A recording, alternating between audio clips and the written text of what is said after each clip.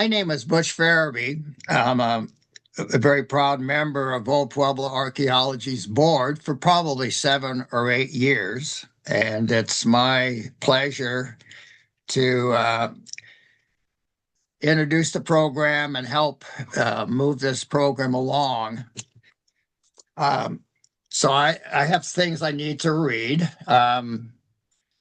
For one thing, at the very bottom, perhaps there's a question spot, a Q&A box. If you have questions, please type them in. There's also a chat box if you have comments. The program is being recorded, and Dr. Feder actually has a program for about a year ago. Some of you probably most of you actually did see about a year ago about somewhat the same thing. And he will be number 60 on our YouTube channel. Old Pueblo Archaeology has a YouTube with 60 of our previous Third Thursday programs, largely since COVID began.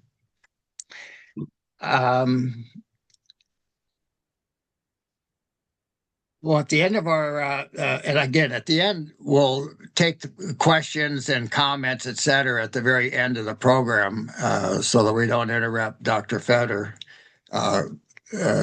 his procedure.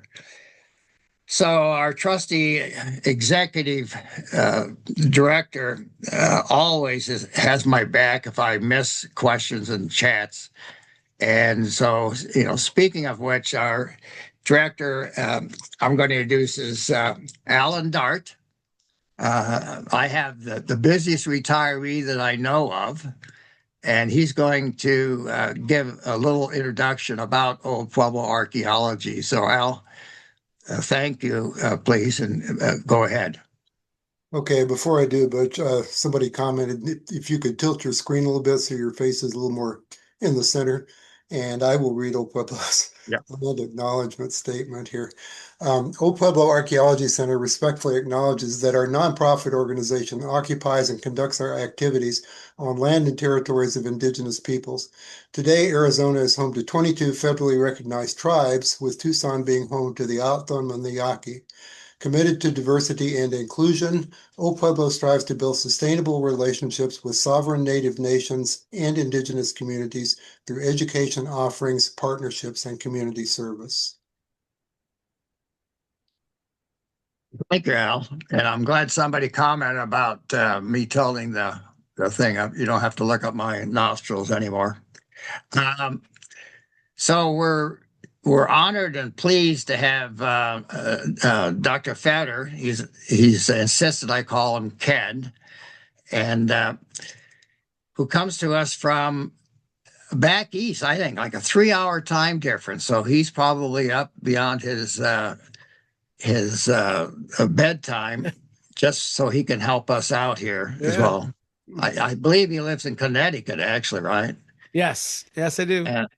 So anyway, so Dr. Feder is a professor emeritus of anthropology at Central Connecticut State University in New Britain, Connecticut. His primary research interests include the archaeology of the native peoples of the New England and the analysis of public perceptions about the human past.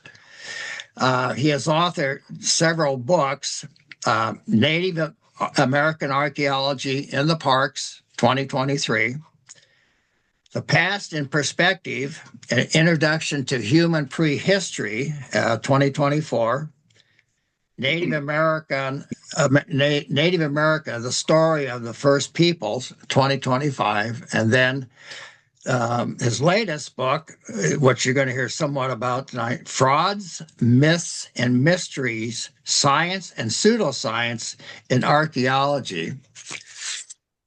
Ken has served as the talking head on numerous television documentaries about human past. And so on the topic of human antiquity, one producer described him as being, quote, a beacon of sanity in a sea of madness. However, Ken confided to us that this is a very scary thought, and we'll let you make that decision.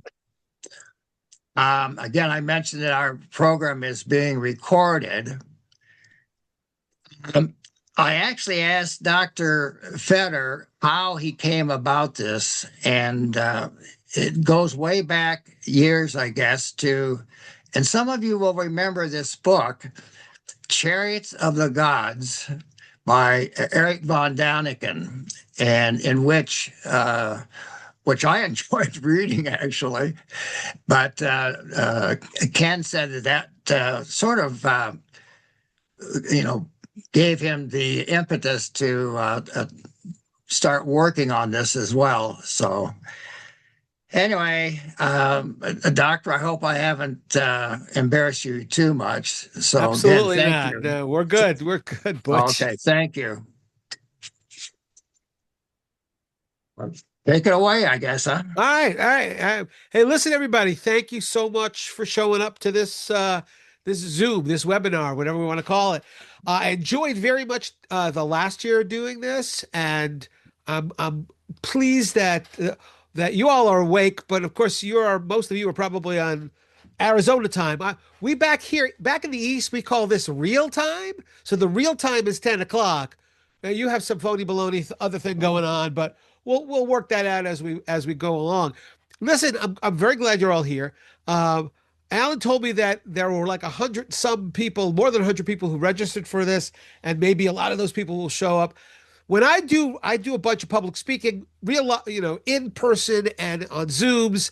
And I got to tell you, you never know what you're going to get. You never know how many people are going to show up, and that's really fine. It doesn't bother me if there's tons or very few. I have spoken to groups of 500 or 600 people. My smallest audience ever, though, I'll just take 1 minute to tell you this story, is I was invited to give a lecture on one of the sites that I've excavated, this incredibly interesting site called the Lighthouse Site, which is an 18th and 19th century village in northwestern Connecticut. It's called the Lighthouse. That's just a metaphor. And cool place, an amalgam of Native people, of Euro-Americans, of African Americans. Really, really cool. And so where was I going with that? So that's one of my interesting projects. And I was invited to a small college in Massachusetts to talk about that site. And I arrived. It's a beautiful campus. The auditorium was newly renovated, and I walked in, and there's the outside around the entrance. There are snacks and cookies and cakes, great stuff. Now the auditorium itself probably sat about 250 people. By the time I began, there were 6 people in the audience. 2 of them were students, 2 of them were professors. One of them was the dean of students who had invited me to come and give the talk. And the 6th person, no lie, was just some random dude who lived in the neighborhood, was walking across campus and saw the lights on in the auditorium. He said, "I wonder what's going on." And he walked in. He stayed for the whole lecture, I think because he felt guilty walking out, because he was like 1/6 of my audience. But you know what? That was a little disappointing, but it was fine. Now, the next day, went home. I got a call from the dean, the person who had invited me, and apologized. And I said, "Look, it's a college. Students have tests to take. They work. There's a lot of stress, a lot of pressure. They didn't want to come and hear me. That's really okay. I had a great time with the 6 members of the audience. No worries." And she said, "Oh, Ken, I really had to take responsibility for it. It was my fault." And I said, "How is it your fault? Students just, didn't come to my lecture." She goes, "No, Ken, it was my fault. By accident, I double booked for that night. I had something else going on campus." Pro tip: if you're ever invited to give a talk somewhere and not a lot of people show up and they tell you, well, something else was going on, never ask what the other thing was going on, because it's going to be really humbling. I said, "Well, I made the mistake of asking, so what else was going on campus that night?" And she says, "Well, Ken, I had invited in the student center a guy we had invited. He was a clown making balloon animals." And I thought, well, listen, I can accept the fact that I cannot compete with a clown making balloon animals. And look, I'm lucky tonight. We have a lot of people here. I guess there's no ongoing webinar run by a clown making balloon animals, so I have the competition isn't so stiff. But I tell this story to my students. A few of them would say, "Ken, you're missing a bet, Dr. Fader.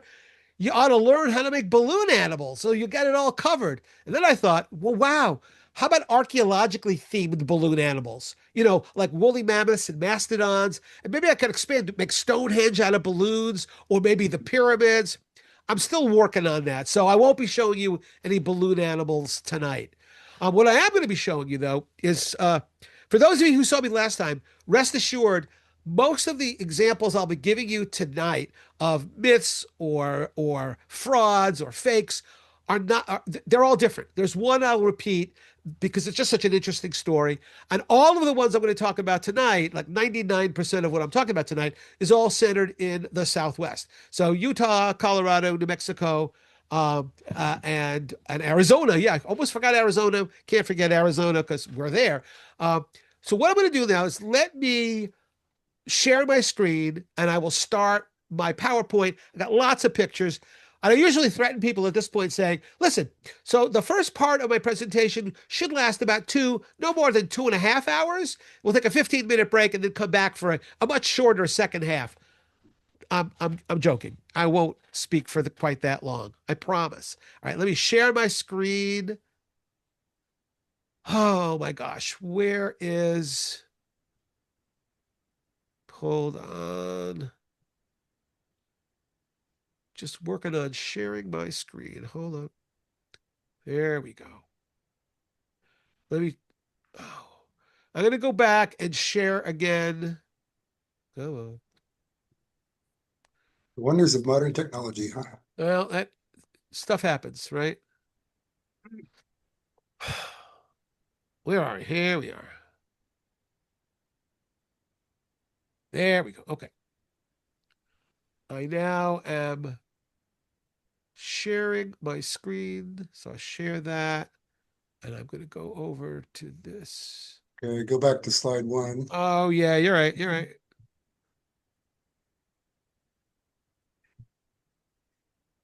Come on.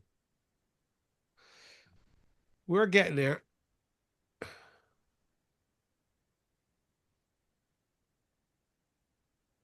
I have lost my mouse. Here we go. Continue to share. There. All right. So we should be up and running Old Pueblo. You accidentally closed the share. Awesome. All right. We're going to try this again.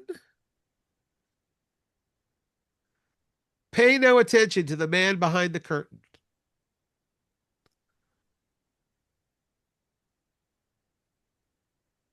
So now we should be sharing. There's that. Go. Now full screen. Okay. Continue to share. Okay. Yeah, okay. We look good? Yeah. Okay, fine. All right. So exposing frauds, busting myths, solving mysteries in American Southwest archaeology is my topic. I know Butch introduced me, but I will show you some pictures. That's me on the left at a 3,000-year-old soapstone quarry, Native American quarry. Hold on, Ken. You're not advancing your slides. I'm not advancing the slides. So you're not seeing me? We're seeing you on the side, and we're seeing a partial slide. Why don't you stop the share and start it again? All right. It's always something. All right, so I'm going to go over to, oh my God. We'll make it work somehow. Now I'm looking for. Click on slide 1 there while you're in that window. Okay, now stop your share. Okay, that looks good. That's good. That's okay? Yes. Now, how about this one? That looks good too.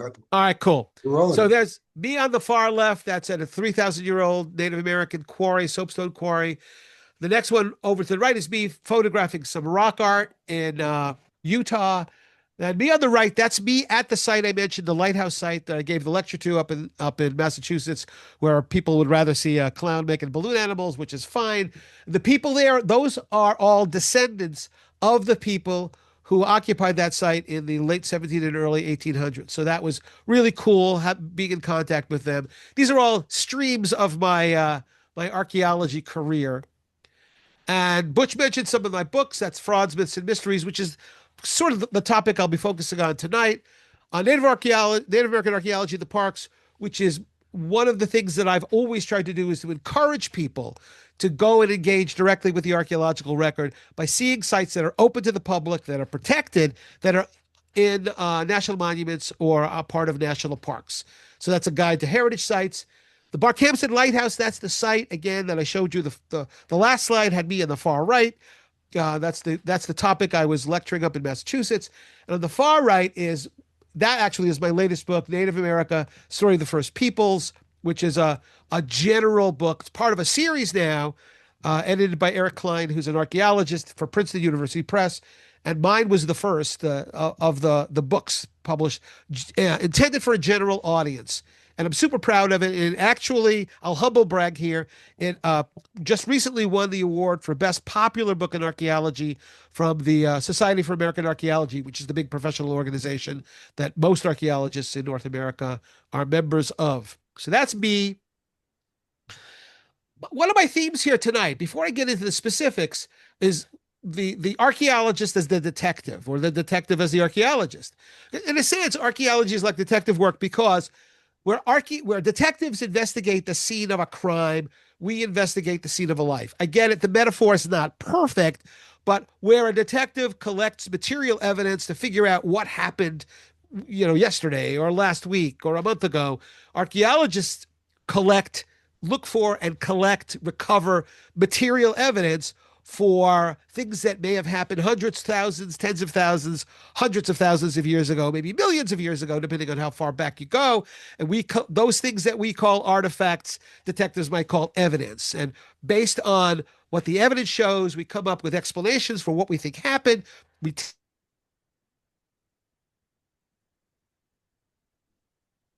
All of this is this guy, Sherlock Holmes. I am a Sherlock Holmes fanatic. I have been for a long time, ever since I was a kid. And I want to give you one example before we jump into archaeology, of an example where Sherlock Holmes, as a detective, is doing what really is archaeology. And the example I'm going to give, no spoilers. I'm not going to tell you too much about what the story is about. The story's name is The Adventure of Silver Blaze. Arthur Conan Doyle wrote 4 novels, Hound of the Baskervilles, everybody knows, 3 others, and 56 short stories that were published in magazines, usually The Strand in London. And The Adventure of Silver Blaze is one of those. Silver Blaze is a very valuable racehorse owned by a rich guy. Silver Blaze is named after the white blaze on its snout. And the horse goes missing, and the trainer of the horse, his body is found. He's dead and assumed murdered. The local constable they can't find the horse. They can't find any evidence at the site where the body was found, the trainer's body. And so the wealthy horse owner invites Sherlock Holmes up from London to come and see what he can do. The constable, the inspector, he's a little bit put out by this because his men have very carefully gone over the crime scene, the scene where the body was found. Holmes shows up anyway, and these are screen grabs from the Granada television series. They are about the truest versions of the Arthur Conan Doyle stories of the canon. Jeremy Brett, perfect Sherlock Holmes. And there he is, literally like an archaeologist, on his stomach, and he's sifting through the soil where the body had been found.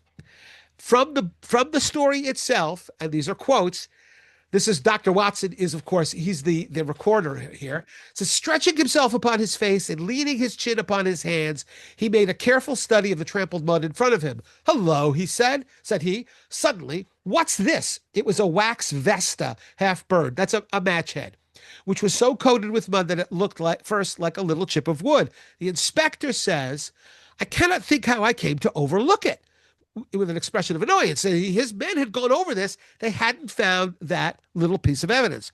Holmes's response is everything to us here. He says, it was invisible, buried in the mud, and ready for this, I only saw it because I was looking for it. The inspector says, what? You expected to find it? And Holmes says, I thought it not unlikely. Holmes already has a hypothesis, already has a suggestion for what happened to the horse's trainer that led to the horse disappearing. And for his hypothesis to be upheld, again, no spoilers, but what he needs to be able to prove is that this happened at night and the area needed illumination. Something happened there where they needed either a candle or a lamp or a fire. They needed something to illuminate this, or Holmes's hypothesis cannot be supported. Holmes doesn't know his hypothesis is true. He just knows that if it is true, one of the things he should find is a way of igniting a fire. And he finds the match. He was looking for something like that.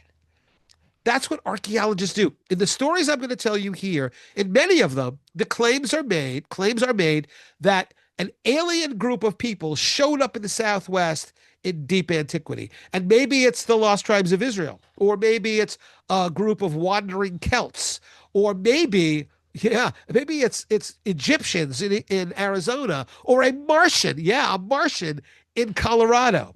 Those are all hypotheses of, I don't know, varying probability, but in each case, they are merely suggestions. Oh, maybe Celts were here, maybe Hebrews were here, maybe Martians or Egyptians were here. And in each case, the archaeologists will look at that hypothesis and say, well, in order to support that, however skeptical we may be, however uncertain we may be, however confused we may be, if those hypotheses are to be upheld, we know what we will find. And without that, we won't necessarily disprove the hypothesis. We merely will be able to say, well, no, we don't have any affirmative evidence for that. We can put that hypothesis on a shelf where it will gather dust until such time arises where somebody says, hey, we think we actually have evidence for that. And the archaeologist will assess that evidence. So I'm going to talk about that in each of these cases. Think about that these hypotheses are, however skeptical you might be about them, they're simply suggestions that can be tested. And archaeologists know what we should find if the hypothesis is to be upheld. Now, these are archaeological artifacts, various times, various places. This bowl here is Vinet 1 ceramics, 3,000 years old, from Connecticut, New York. It's from the Northeast. If you were to present me with a hypothesis that the native people of the Northeast here 3,000 years ago traveled to Arizona and settled there, as an archaeologist, I would say, oh, that's a fine hypothesis. I know the kinds of ceramics they made. I know the kinds of ceramics we find at all the archaeological sites we excavate here in the East dating to that period. That's the kind of pottery we would expect to find, just as Holmes was looking for that ignition, that artifact related to ignition of a fire. That's the kind of ceramics we should find. If you look at these, again, different time periods, different places, there in the lower right, you probably, if you're from the Southwest, you probably recognize that as Mimbres. Beautiful, beautiful, black on white with geometric designs, geometric patterns, and animals. In this case, it's a bat. Just incredibly cool. If you were to tell me, I have a hypothesis, Fader, that in Connecticut, Mimbres people traveled there, migrated to Connecticut there. I'd say, okay, that's an interesting hypothesis. I'm skeptical. I doubt it. But if we could find Mimbres pottery in a controlled archaeological excavation, now you have the kinds of things that we would expect to find if that hypothesis is to be upheld. That same argument applies to ancient Hebrews, to Celts, to Egyptians, to Martians, and whoever else you're saying entered into the Southwest in antiquity. Y'all, I have to admit, I stole this from the internet. There was no source given, and it's a little bit pixelated, but it's a really cool presentation of the different kinds of ceramics found in the various pueblos in New Mexico, northern New Mexico. Now, again, there's Acoma. That's different from Jemez and Laguna and Sandia and Zuni, and they have their own diagnostic ceramics. They have a style that they've passed down from generation to generation. If you were to tell me, well, the people from Acoma, migrated to Indiana. Again, I'm skeptical. I doubt it. But if that's to be upheld, we should find ceramics of that reflecting that style in archaeological sites, in firm archaeological contexts in Indiana. If you're telling me they made it to France, same thing. In each case, the hypothesis of them moving to Texas versus Indiana versus Connecticut versus France are of different probabilities, I would think. But in each case, the gold standard for testing that hypothesis are the diagnostic artifacts produced by, left behind by, broken by, set aside for safekeeping by those people. And those archaeologists talk about diagnostic artifacts, artifacts that reflect the styles of a particular people at a particular time. It should come as no surprise that when an archaeologist tests hypotheses, the gold standard for us are artifacts. The old internet meme, pics or it didn't happen, photos or it didn't happen. For us, it's, artifacts and features, or it didn't happen, or at the very least, we can't produce any evidence. We have no evidence to support that claim or that hypothesis. So, for example, we're going to talk about ancient visitors in the Southwest. The lost Egyptian city in the Grand Canyon. Some of you may have heard of this already. Just to show you that I spared no expense here, the font I am using is papyrus. How cool is that, right? That's the papyrus font. Now, yeah, you know what? Yes, absolutely. I approached this question with great skepticism that there was an Egyptian city, a lost city, a hidden city in the Grand Canyon in Arizona. I doubt that very much. But you know what? I have an open mind. Most archaeologists have an open mind. What we have, though, is a requirement for the kinds of evidence needed to support that claim. Well, let's look at the claim. It all originated that, well, y'all know where the Grand Canyon is, the secret cave.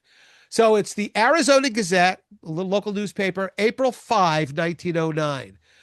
That's a bad pixelated image of the newspaper itself. What it says is explorations in Grand Canyon, mysteries of immense high cavern being brought to light. Jordan, and this Jordan fellow is a person whose name is S.A. Jordan, working at what's called the Smithsonian Institute in this newspaper article. Jordan is enthused. Remarkable finds indicate ancient people migrated from the Orient. Well, that's pretty cool. Listen, I would be thrilled if there was any evidence for that kind of contact between ancient Egypt and an ancient period in Arizona's history. That would be thrilling. What the newspaper article says is that this fellow, G.E. Kincaid, discovered the cave about 2,000 feet above the Colorado River. The cave was filled with gold and silver objects and Egyptian hieroglyphs. There are references to the Pharaoh Ramses in the cave. There's a large statue of the Buddha, which is very odd if it's supposed to be Egyptian. What's the Buddha doing there? And the cave itself, according to Kincaid, was large enough to house 50,000 people. Now, that's substantial. That's immense. If that's true, yes, absolutely. It changes not only our understanding of the history of Arizona, of America, of the New World, but of the world altogether, to be able to prove that Egyptians moved to Arizona, left hieroglyphs, and apparently became Buddhists. I don't know how that works. But anyway, the article concludes with a very telling phrase. The mystery of the prehistoric peoples of North America, their ancient arts, who they were, and whence they came, will be solved. So the article itself says this is pretty important. This is incredibly heavy. Now, if you know me, you know I'm a little bit snarky, so you know you're not going to believe a word I'm going to say right now. That's just a little hint, a little spoiler there. I am now, for the first time ever, going to be sharing with you a photograph of the cave itself. That's it. It's a really dark inside the cave, so you just gonna have to trust me. That's a cave big enough for 50,000 people, and also for the first time, photos of the artifacts. So there's the Buddha, There are some hieroglyphs. Again, it's super dark in the cave, so you won't be able to see any of it. No, of course I'm being sarcastic. I'm lying. There's no cave. There are no artifacts. All the things mentioned in that article simply do not exist. Trust me, folks, if there was a huge cave in the Grand Canyon showing the existence, proving the existence of a group of 50,000 Egyptians, Egyptian Buddhists, or whatever, archaeologists would be on that for sure. But there is no cave has ever been shown to exist of those proportions. No artifacts have ever been photographed, have ever been recovered from the cave. Simply doesn't happen, doesn't exist. When you look more deeply into the article itself, here's what you find. There is no G.E. Kincaid. He was never tracked down. They never could find this guy who's the source of all this information. Who is he? Where'd he come from? What more can he tell us? Are there photographs? There is no G.E. Kincaid. How about his compatriot at the Smithsonian Institute, S.A. Jordan? Didn't exist. Of course, other reporters contacted the people at the Smithsonian and said, would you like to speak to Professor Jordan, please? S.A. Jordan, you know, the guy who is studying the artifacts in the cave in the Grand Canyon. The people at the Smithsonian said, who? No such person works here. He was a complete fiction. What's very telling about this as well is that the newspaper article clearly states that G.E. Kincaid spoke to somebody at the Smithsonian Institute. That's not the name of the Smithsonian Institution. It's not the Smithsonian Institute. You know, if this S.A. Jordan actually worked at the Smithsonian Institution, you know, he probably would know the name of the place. The fact that this was published in early April, maybe that's an indication that it was an April Fool's Day joke. The whole thing was a fraud. If you go online now, you type in lost cavern, lost Egyptian city in the Grand Canyon, you see lots and lots and lots of websites claiming it's absolutely true, that the government doesn't want you to know. Why would the government not want you to know? Archaeologists don't want you to know. Why would we not want you to know? Those things make no sense. An archaeologist discovering an Egyptian city in the Grand Canyon could write his own ticket for the rest of his life in terms of grant money and writing books and just being famous, going on talk shows, having his own website. That would be great. I'm all there. You know, if that were me, man, I'd be right on top of it. But you know what? We're committed to like evidence and artifacts and proof. None of that exists in this case. This was a complete and absolute utter fraud. Zero evidence. Now, if somebody says, Fader, we don't believe a word you're saying, that's fine. I don't care. It doesn't make any difference. And if somebody were to actually climb that cliff face and find a cavern and find a Buddha inside, I'm the first one who'll say, my bad, that's great. But without that evidence forthcoming, no evidence for it. Pics or it didn't happen. In this case, artifacts or it didn't happen. And it didn't happen. One that's a lot less that's still fringe but on the margins this is an example I talked about last time. I'll try to recapitulate it pretty quickly. The Los Lunas Decalogue Stone. That's in Los Lunas, New Mexico. First verified sighting is the 1930s. Los Lunas is south of Albuquerque.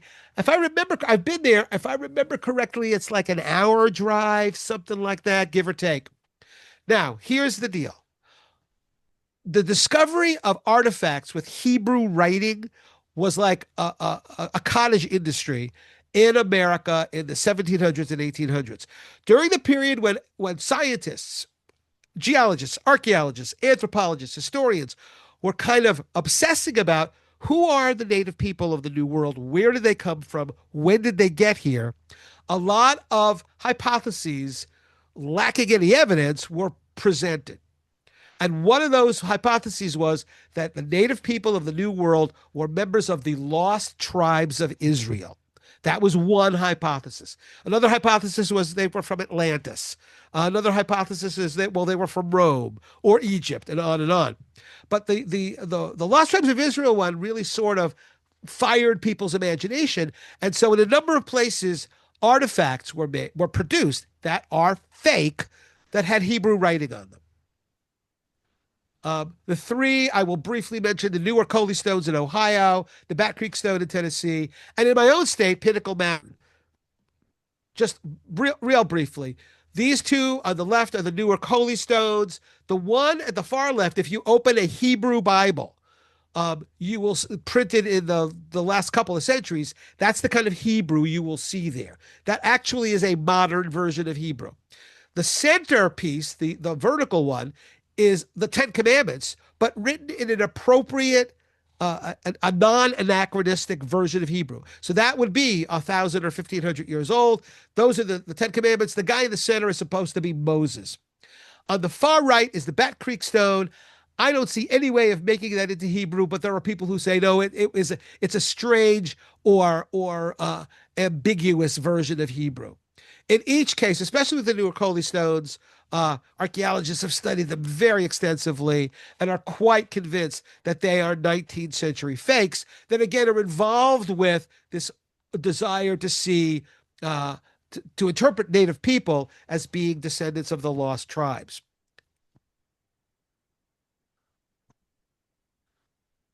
This is in my state of Connecticut on the top of Pinnacle Mountain, which is in New Preston, Connecticut. I'm circled the Hebrew because it's very eroded, very weathered. And I've also given you like an 18th century copies of those done by Ezra Stiles, who was the 7th president of Yale University. Stiles broke this. It says Abraham, Moses, Adam, and Isaac. Stiles was able to track down the person who had actually done these in the 18th century. And it was just a lark. It was a folly. And yet some people saw that and said, oh my gosh, the lost tribes of Israel were here in Connecticut. They're fakes, but I don't think they were produced to intentionally hoax anybody. It's just, it was fun. People knew Hebrew. They carved some names in a rock on the top of a mountain. The Los Lunas Decalogue Stone is in New Mexico. It's in Los Lunas, New Mexico. It's a beautiful igneous, a volcanic landscape. So all that dark rock, most of it is volcanic. And you walk along this trail and you come to this sort of declivity in the bedrock, and you see that flat surface that's peeking up from the middle of it. That's me right in front of it. The lettering on that stone is an old version of Hebrew. So it's a version of Hebrew that is not, you won't find that in a modern Bible. You'll find that 1,000 years ago, 1,200 years ago, 800 years ago. I'm going to straighten it out so you can read from right to left. The rock itself, the igneous rock, if you look at the top, it's that gray color, that grayish black color. And you see a couple of pieces where the rock has exfoliated. More about that in a little bit. The white, pretty bright white, is the writing on this rock. Again, the first time it was recorded is 1930. The person who brought the archaeologist and Hibben out to see it, that person said that he remembers seeing it 50 years before. So at the very best, we're looking at the 1870s, 1880s, or 1930, which is when, or 1880s, or when it was first actually recorded. Now, if you're standing at this rock and you turn about 180 degrees, 30 feet away, there's an actual native petroglyph. You can see it right there, of a critter with this really elongated tail. The light coloring on that dark rock is called patination. So that rock has been exposed. Wind blows the sand against it. Dust is blown against it. The sun bakes down on it. It freezes and thaws, and you get this crust on the rock that's a lighter color. The native folks carve through that crust because it's not nearly as dense as the igneous rock, as the basalt. They carve through it. But then once they are done carving it, the patination process, the process of the erosion of the surface, it never ends. And so what was a very bright colored petroglyph darkens through time. That petroglyph, based on style, probably we're looking at something that's at least 800 years old, maybe 1,000. It could be substantially older than that. Now, I want you to also look at the top. Notice how there is a very bright mark there. That's modern graffiti. I'm asking you to look at those two because the one that's modern, you see there's virtually no repatination. So that's fresh. That's a fresh scratch or inscription in the rock. The petroglyph, the genuine petroglyph, which is substantially older, is not nearly as bright. And that's the rock color. That last arrow points to the actual color of the interior of the volcanic rock. Now, I've given you three images. There's the petroglyph. There's the modern graffiti, much, much brighter. When you look at the writing on the Los Lunas Decalogue stone, you'll notice, no, it's not nearly as bright as the graffiti, the modern graffiti, but it is far, far brighter than the actual rock art, which again, let's say it's 1,000 years old. What that tells me immediately is that the inscription is substantially younger than the rock art and far closer in age to the modern vandalism, to the modern graffiti. Oh, wait, that's a pretty good argument, I think, for for the inscription being more or less modern. But here's another argument based on erosion. There's the rock. Notice that there's the Decalogue stone. There are places where the patina has sloughed off. It has exfoliated, right? But notice that in each case, the writing passes right through it. That is, here, a close-up of that. You'll know that the patina is relatively thin, and yet the drawing, the writing, only reaches through the patina. So if that exfoliation had happened only recently, there wouldn't be any writing in it because the writing would have sloughed off with it. There's very little repatination of that igneous rock. What that tells me is the exfoliation, the peeling off of that is relatively recent.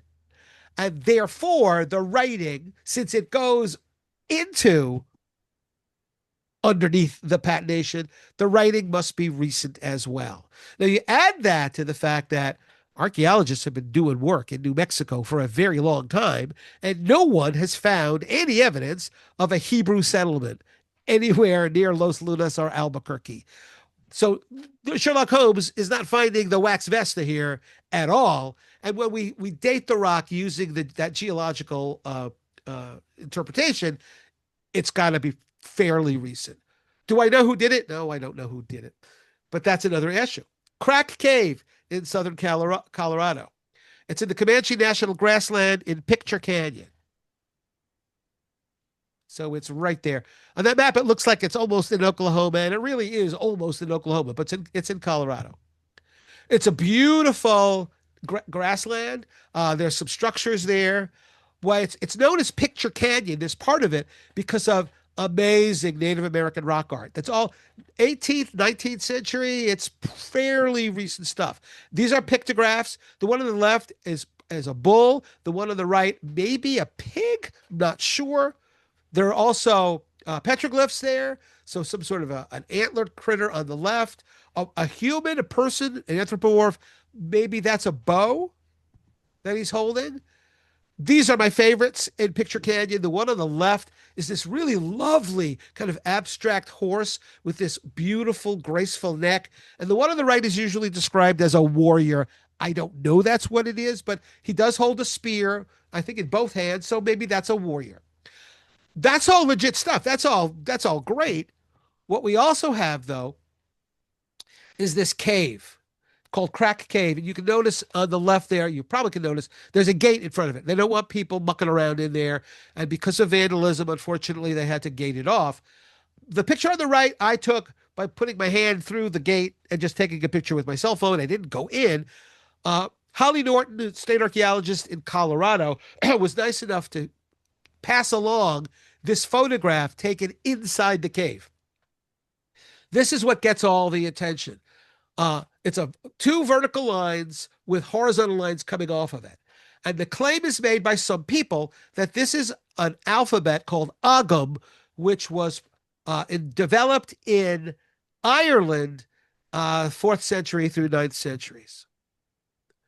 In other words, the claim being that medieval Irish folks were parachuted into Colorado, because there's certainly no trace of them otherwise, and left that Ogham inscription in Crack Cave. The photograph that's right in the middle there, that's the actual stone. That's what Ogham actually looks like, and it can be translated. Usually, it's a vertical. The writing it's a vertical message. The corner of the stone is the horizontal, is the horizontal, is the line, the center line, and then the horizontal lines coming off of it, depending on how many there are and what angle, are actual letters in the Ogham alphabet. The image on the right is obviously an artist's conception. This is the Ogham alphabet, which is really pretty cool, right? It's a series of lines. One of the things that people who believe that the Crack Cave material is Ogham do have to admit is there are no vowels in the cave. So they say the kind of Ogham they used in Crack Cave was vowelless. In other words, you make up the vowels. People who know Ogham in the old world have seen these claims of vowelless Ogham in America and have called it a semantic fantasy, that it's ridiculous.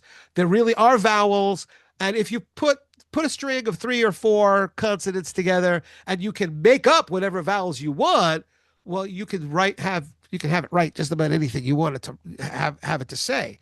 The other question that was to ask, well, who would have done a bunch of lines in a cave?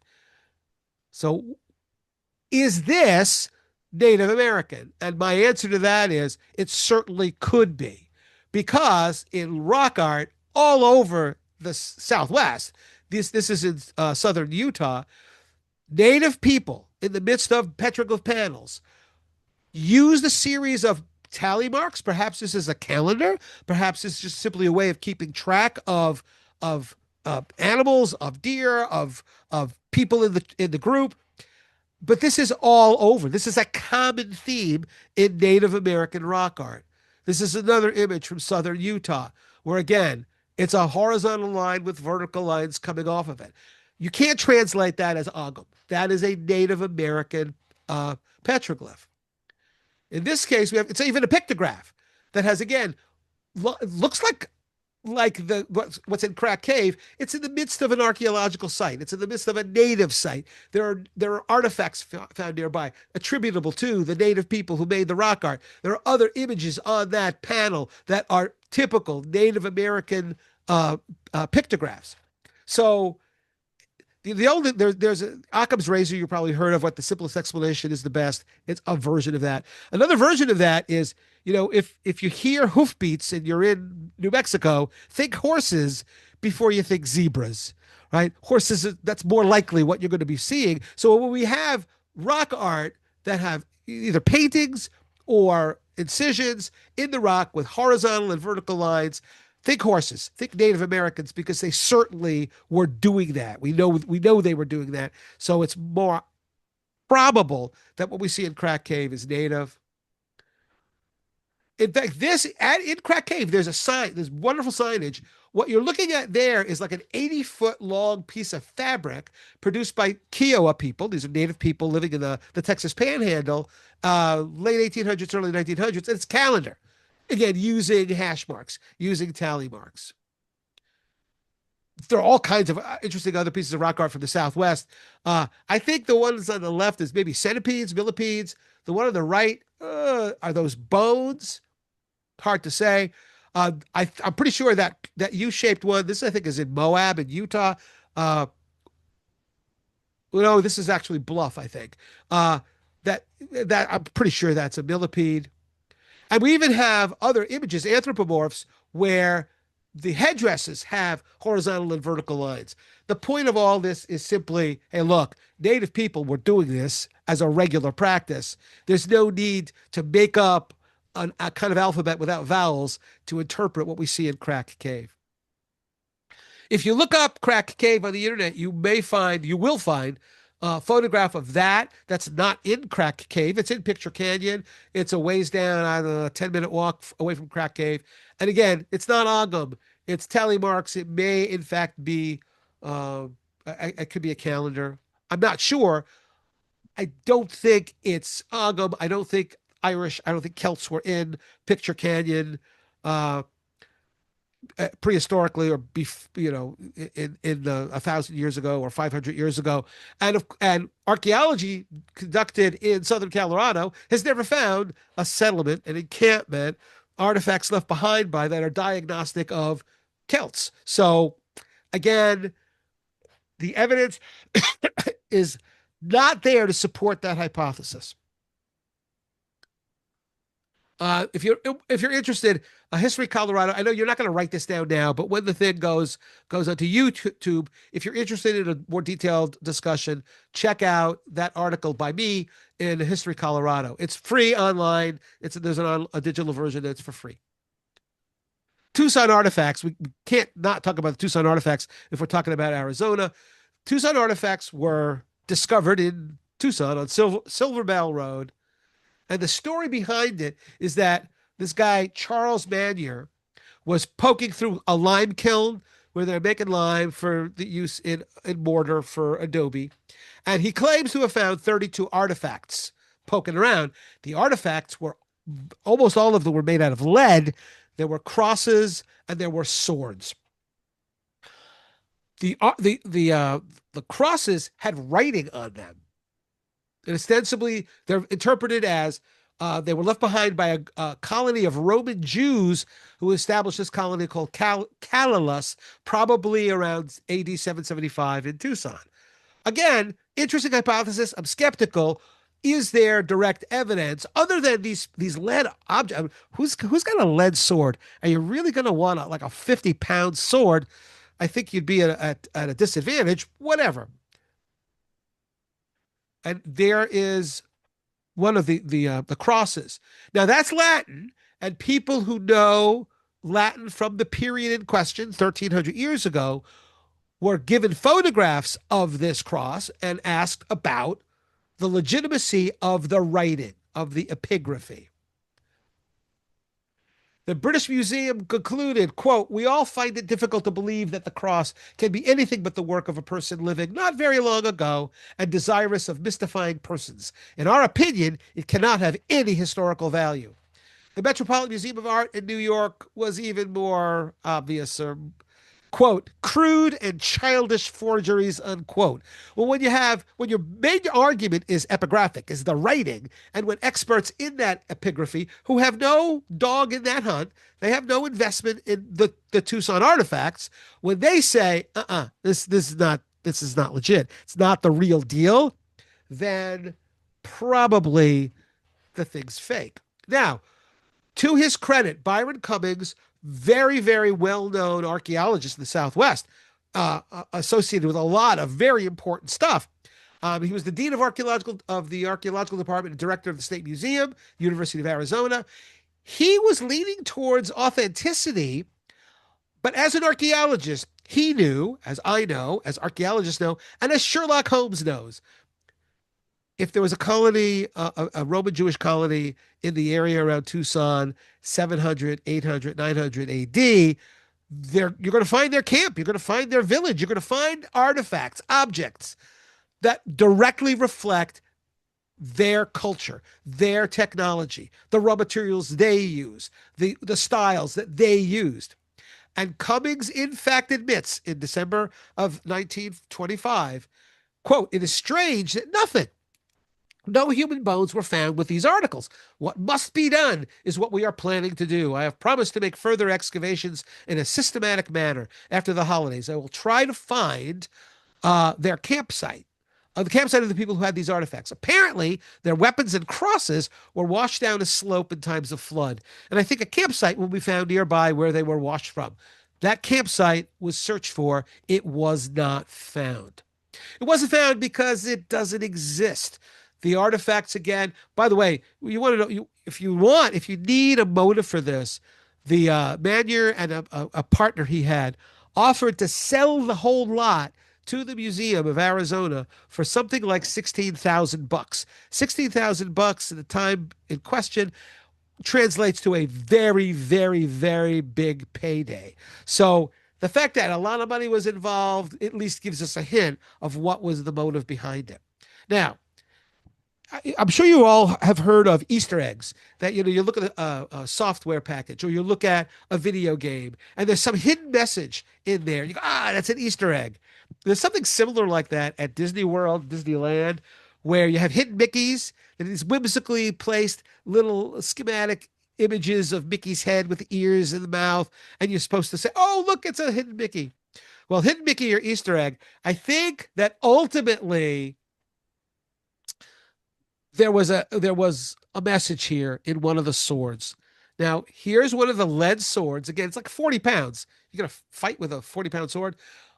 You see there's something scratched into the surface of that. I'll give you a close-up. It looks for all the world like a brontosaurus, a dinosaur. Now, listen, even if the sword is legit and it's 1,300 years old, you're still going to have some trouble believing that a dinosaur from tens of millions that became extinct tens of millions of years ago got scratched into that sword. Uh, I think there's a message there that was sent by the fabricator of this that, well, if I can fool you, shame on you if I can fool you. Everything I know about this story comes from Don Burgess, his article in the Journal of the Southwest, a great magazine. Romans in Tucson is the name of the article, 2009, volume 51. Virtually I think the entire issue of that magazine, maybe 95% of it, was devoted to the story of the Silver Bell artifacts, the Tucson artifacts, and he does a great job of deconstructing it. And I'm sure that's available in, all across the Southwest. All right, if you're skeptical of ancient Hebrews and Celts and a Jewish colony, how about a Martian? Yep, the claim was made that the body of a Martian was found at an archaeological site in Colorado outside of Denver. We turn the clocks back to June of 1864. And it's up James Peak, which is just north and west, a little bit north and west of Denver. And the gentleman was prospecting, looking for minerals, looking for oil, and he found something that was completely unexpected. Now, we know about all of this not because of any newspaper in Colorado, but because of a newspaper in France. All right, there's Henri de Parvis. So my French teacher from high school would be proud of my pronunciation. He was the science writer, science editor for a newspaper called Le Pays, that means the country, Journal des Volontés de la France. So it's a journal of the will or the mood of France. Now, the story he tells is incredible, how he finds out about this Colorado Martian. He says, he writes for the newspaper. He talks about a series of letters mysterious letters that appear on his desk at the newspaper. Now, this is quote from him. At dawn, after waking up almost every day for a fortnight, meaning, 2 weeks, on a regular basis, we found a new letter with an American postmark on our work desk, already open. The origin of this mysterious correspondence remains unknown to us, despite the most scrupulous research. And the story he tells is that this guy looking for minerals. The newspaper also points out it's the greatest scientific discovery of times past and present. If it were legit, that's not hyperbole. That would be accurate. A Martian found at an ancient site in Colorado. Now, this is from de Parvis. This is supposed to be an image of what the scientists who were brought to the site found. This is not a piece of rock from the earth. They described it, they identified it as an aerolite, meaning a meteorite. So none of this rock matches any of the rock in Colorado anywhere nearby. So it must come from outer space. Now, if that's all it is, that's pretty impressive. A complete intact meteorite. The owner of the property starts inviting people to come and see it. Scientists gather around in Colorado from all over the world. Geologists, astronomers, and soon after that, archaeologists, because they start to burrow into the meteorite to assess what it's made out of, and they realize it's hollow. Meteorites are not hollow. So what could this possibly mean? They crack it open, and they look in astonishment at what they see inside this hollow piece of rock. This is from the newspaper report. The empty space inside the meteorite was heaped almost everywhere with calcareous concretions, something like stalagmites, which sparkled in the lamplight.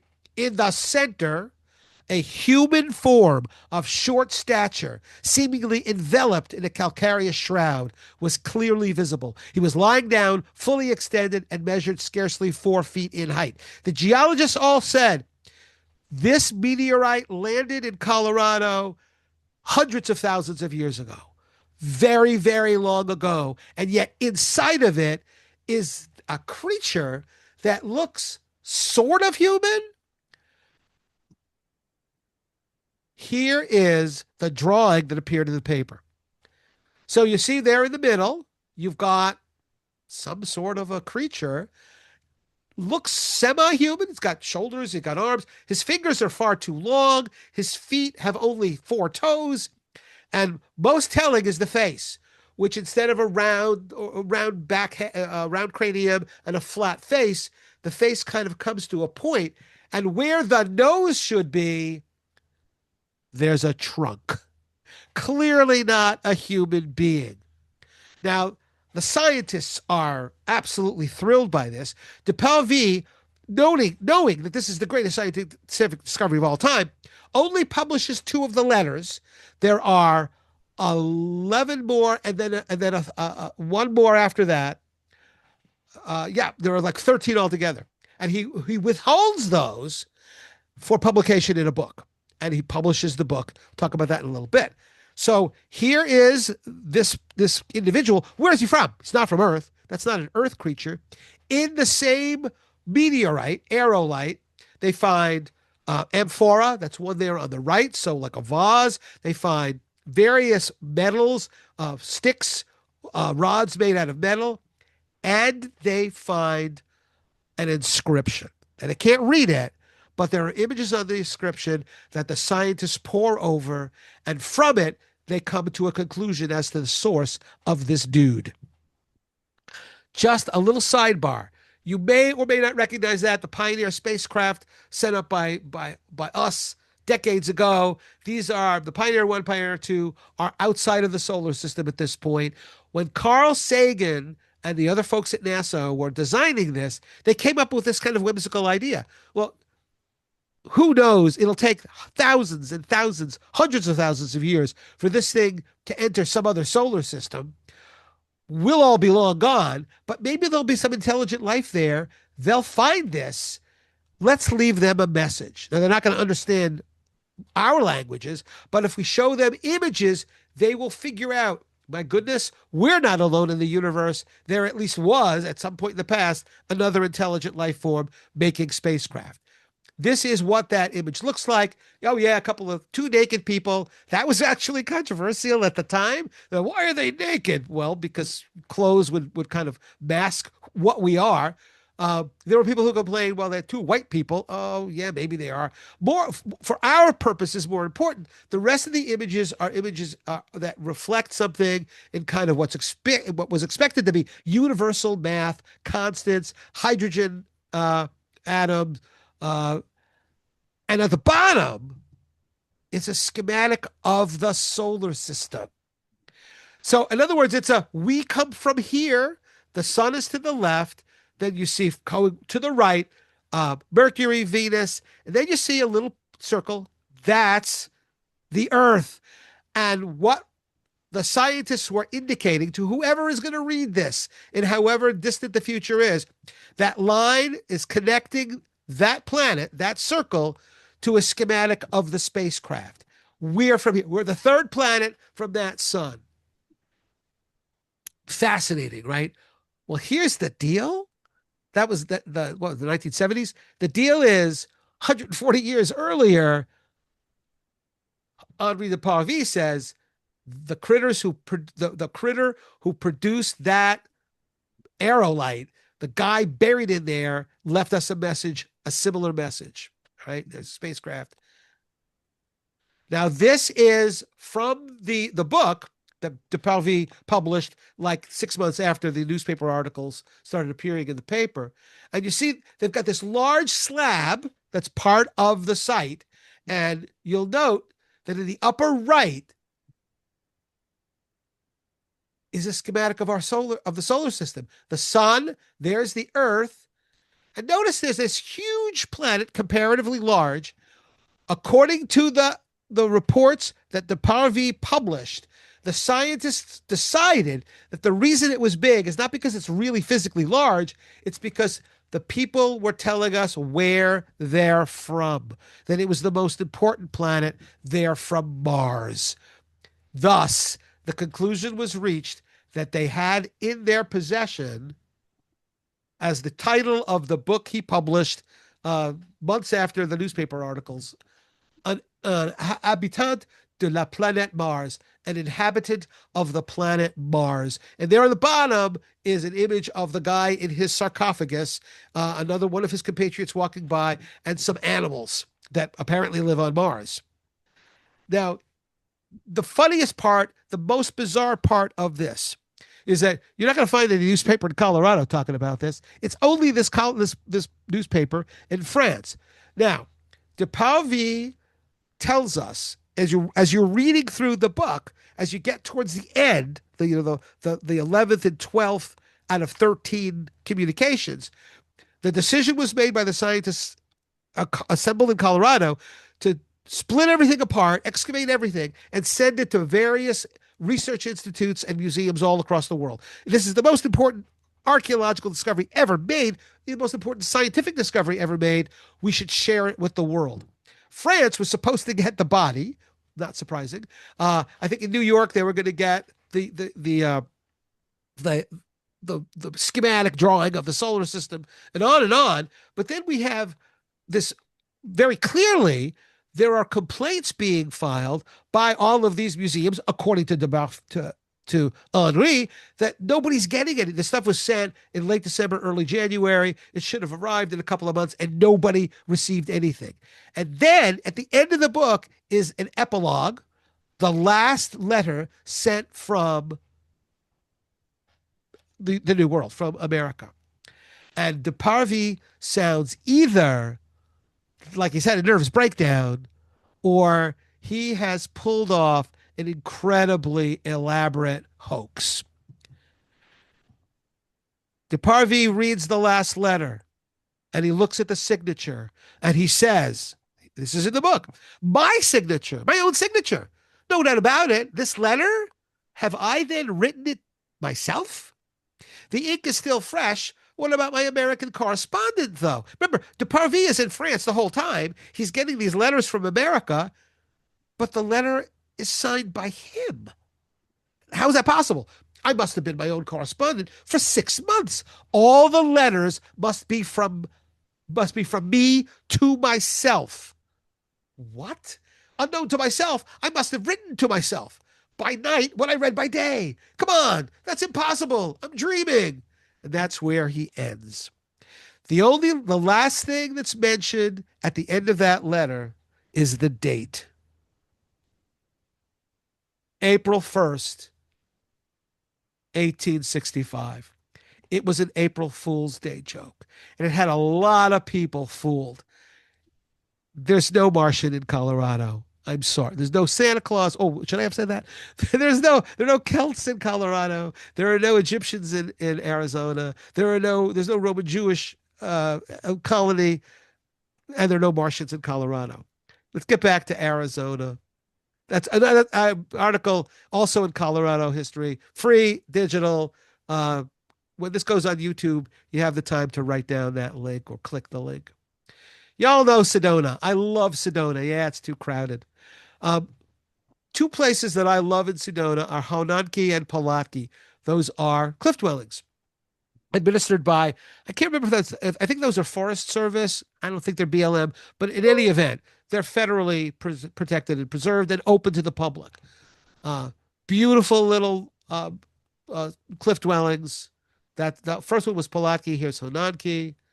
There's amazing rock art at them both. One of the times I was there, I was getting a tour by this very, very nice gentleman, retired geologist. And he was a volunteer for the Forest Service, and he was protecting, making sure the site was safe. And while I was there, and he was giving me a tour, he was a great guy. A group of folks parked down below in the parking lot. You could barely make them out in a big van, and they come huffing and puffing up the hill. And apparently they're New Agers. Nothing against that. Whatever floats your boat. And what was weird was that my Skip, the geologist, said, "Welcome. We're so happy to see you here. I'm in the middle of a tour. You can join us, and then I'll continue when we're done, or you can wait and I'll give you the whole tour from scratch." They kind of got a little awkward. They didn't want his tour, and they wanted to go off by themselves, and he couldn't allow that to happen. I said, "Look, listen, I don't mind. I love being here. Skip, go ahead and give them their tour." And he said, "Okay, well, here's the showing of the rock art. Incredibly cool stuff. I think both of these actually at Honanki, but that's fine." And they said they didn't want to see any of the rock art. They wanted to go over where there was a foundation. And my docent said, "Why do you want to go there? It was kind of off-site." And they said, last time we were here, we had a mystical experience there, and we were communicating with the ancient ones. Okay, now none of those people, I think, were Native American, and of course this is a Native American site, but whatever. Again, if they show respect and reverence, that's fine by me. Anyway, they went, got their little tour, and then this could only happen to me. One of the people in that tour, the New Agers, came up to me and said, "Hey, you're an archaeologist." And I said, "Oh, yeah, I am." He had seen me on some National Geographic special about ancient aliens, and he told me that I should have more of an open mind. And I said, "Look, I have an open mind. There isn't any evidence to show that extraterrestrial astronauts landed on Earth." He then said, "Oh yeah? How do you explain the fact that the Maya have a base 6 number system?" And I said, "Well, first of all, it's not base 6, it's a base 20 number system." And he said, "No, I think it's base 6. I said, "Well, whatever. What are you saying?" He said, "Well, the Maya were extraterrestrials. They had 6 fingers on each hand, which is why they have a base 12, a base 6, base 12 number system," which just blows me away. Yeah, there is rock art. This is from Chaco, of individuals with 6 fingers. Polydactyl people do exist. People who have more than the ordinary complement of 5 fingers on each hand or 5 toes on each foot. At Chaco, there actually are burials of people with 6 toes, and apparently they were treated reverentially. So that was like a good thing. That was a big deal. But most rock art in the Southwest, people have the usual complement of 5 fingers. In any event, the people left.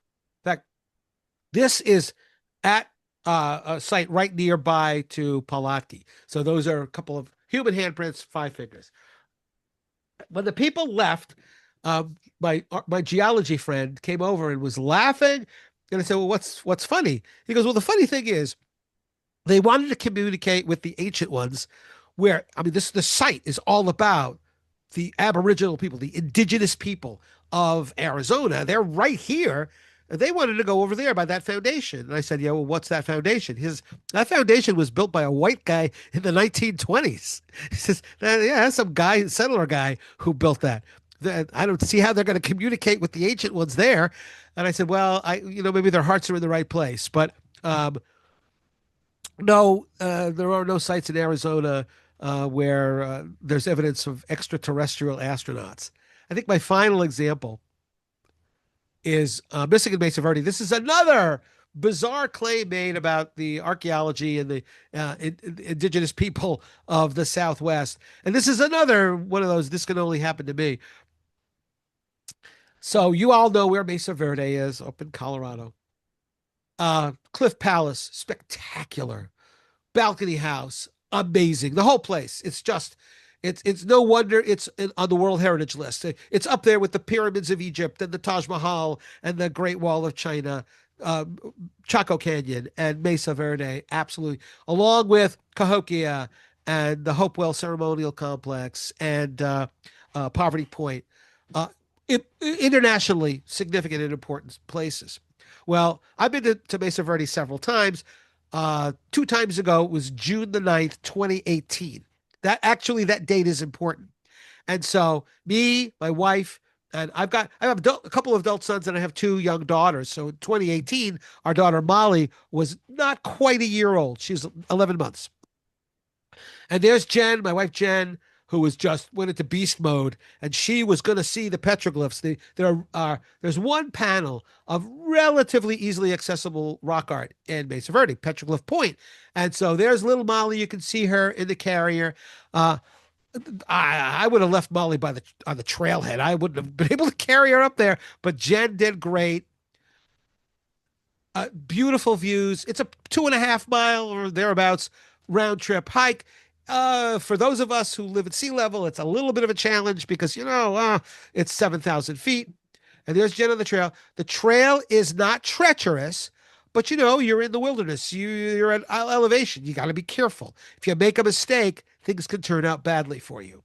So there we are. There we are at Petroglyph Point. Beautiful rock art. We've got some handprints, 5 fingers. We have an anthropomorph, looks like a person. We have what looks like a dog, perhaps. Anyway, we're there by ourselves. We hear footsteps.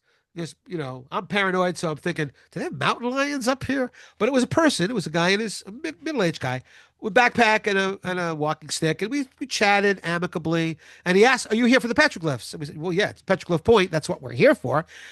He said, well, he wasn't. He was there replicating a hike taken by this guy, Mitchell Dale Stelling. And it had happened exactly 5 years before to the day. So it's June 9th, 2013. And so, that's sad. Why are you replicating his hike? He said, Mr. Stelling left for Petroglyph Point that day. Cue the spooky music. He was never seen again. No body has ever been found.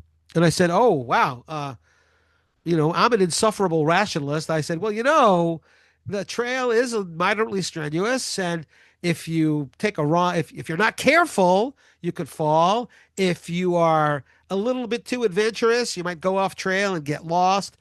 You could get really unlucky. I mean, that happens too. And he said our new friend said, no. They looked for him for days. They never found anything. So no, well, some people disappear themselves. They intentionally walk off into the wilderness, disappear from their old life, trauma, drama, whatever, take a new name, take a new life, move away and are never heard from again. And he said, oh, no, they interviewed his family. That wouldn't happen to him. He simply disappeared. And, at this point, I didn't have a whole lot more to say. I was quite certain that this poor guy had met a tragic fate. But then our new friend said, in fact, Stelling is just one of thousands of people who have entered into the national parks and monuments and have disappeared without a trace. And he was suggesting that something spooky and paranormal was going on, especially relating to archaeological sites, that they're haunted, that something uncanny was happening. And then he pointed me to an author whose name I didn't remember. But then when we got back in internet rage after we left Mesa Verde, I looked it up. The fellow's name is David Paulides, I think is how it's pronounced. Ex-cop who has written a series of books highlighting these disappearances. His thing is the 411.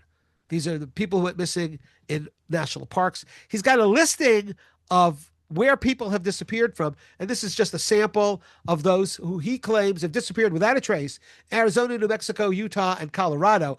If you're in Arizona, you're not so bad. I tell you what, if I lived in Colorado based on this list, I don't know that I would ever go outside because it's pretty scary, right? So I actually tracked down his book, read his book, and the story of Mitchell Dale Stelling is highlighted in his book. So his book was published in 2018, 2017, 2018. And so he talks about Stelling's disappearance, how he's never been found. I also read the book, and this is what he says about Mesa Verde altogether, One of the long-held mysteries of this area is that archaeologists and historians don't have any idea why the Indians left the area and vacated their buildings. Now, that's simply untrue, right? We absolutely have this hypothesis that's supported with some data that there was a decade or decades long drought in the area, and agricultural people can't survive very long with under those kinds of drought conditions. They left Mesa Verde, they traveled south to where the water was, and that the pueblos of northern New Mexico today house the indigenous people who descended from the people, directly or indirectly, who were living in Mesa Verde. So that's not a big surprise. And this sort of hints that the whole disappearance thing applies all, not just to Mitchell Dale Stelling, but to all of the native people of Mesa Verde. It's even clearer in a podcast I listened where he was interviewed, where the interviewer says, any other stories about disappearances in Mesa Verde? And he says, oh, yeah, the entire group of Pueblo Indians. Again, that's a pretty obvious claim that that Mesa Verde is abandoned, and it has something to do with this spooky stuff. If you read Stelling's book, Paulide's book, he doesn't say anything really directly about what he thinks is going on. He lives with the mystery, but has suggested things like marauding groups of wild men that live in our national parks. Sasquatch, I don't know, carnivorous Sasquatch keeps abducting people, or something even more esoteric like portals to other dimensions, or even alien abductions. Here's what we really know about the disappearance of Mitchell Dale Stelling. This is from his wife. It was 91 degrees on the day he went missing, and he didn't have water. His wife said he was directionally challenged. He was seen by hikers at Petroglyph Point, that panel that I showed you, and there were reports of a cry for help. People went looking for him. They never found him. And the odds are with echoes and all the thick forest, if they really did hear him, that he may have been walking in the opposite direction when they were trying to find him, and he was never found. All right, I buried the lead. Mitchell Dale Stelling's body was found. He died. Read just the middle part. Personal items located with the remains are consistent with identification, and the presumptive identity of the remains is that of Mitchell Dale Stelling, who went missing in the park June 9, 2013. DNA analysis will be performed to positively identify the remains. He was found in September of 2020. So 2 years, a little more than 2 years after we were there and had our encounter, and 7 years after he went missing. No indication of foul play. The remains were found approximately 4.2 miles from the point where Stelling was last seen. When to go back to Petroglyph Point, when we sort of parted ways with the guy who was telling us these scary stories, he said something that was either hilarious or terrifying. As he was about to leave us, we stayed for a while. He said, well, I'll see you up the trail, or maybe not. I don't know if he was suggesting that he or we would disappear. The only thing we saw was this very handsome collared lizard. That is a very recent, again, publication of mine in History Colorado. That too is available digitally if you go to their website. If you just search my name, you'll find it. Or if you want the whole URL, you're golden with that. Yeah, and guess what? It happened again. 73-year-old Thomas Irwin disappeared along the same trail on January 15, 2024. He wasn't found. His body wasn't found until February 2025. Look, I don't want you thinking that the Petroglyph Point Trail is like a really dangerous trail where this happens all the time. It's, you have to be clear-eyed. You're not in your home territory. You're in the wilderness. You're in an area where there is potential for danger. You just have to be as safe as you can be. All right. Last thing. The reason this stuff interests me so much is that I really want to encourage people to go and visit real deal archaeology. And I want to come back to Arizona. I don't know if you folks are familiar with Angie Mitchell. She was born about 3 hours from where I'm sitting right now in Massachusetts. As a kid, moved to Kansas with her parents. She was a little kid, grew up there, got a teaching certificate, and when her parents removed to Prescott, she followed them. She was a teacher in Prescott, and she kept a diary, and that diary exists. It's in a museum, the Charlotte Museum in Prescott, and it's been published. If you don't have a copy of this and you live in Arizona, shame on you. It's a great story. 1880 diary of Angeline Mitchell. Interesting lady. She would bring she ended up teaching in the Tonto Basin in like a one-room schoolhouse. She lived with the family of one of her students, small group, and she would take students out on round walkabouts, walking around traveling around on horseback on weekends. Tell your parents to saddle up a horse, bring some food, and we'll go explore geology, biology, zoology, and archaeology. And in one of her diary entries, she talks about a beautiful cliff dwelling. The details are such that we know she's talking about Tonto National Monument, which is just north of Tucson, right? A couple hours north of Tucson.